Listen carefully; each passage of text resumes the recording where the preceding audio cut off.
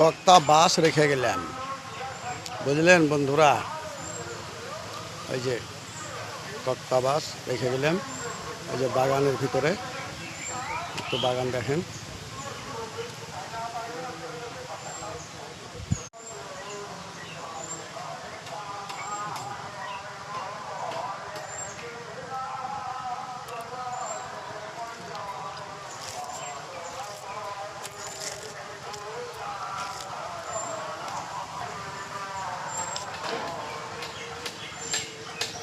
তক্তা বাঁশ রেখে গেলাম, বুঝলেন বন্ধুরা।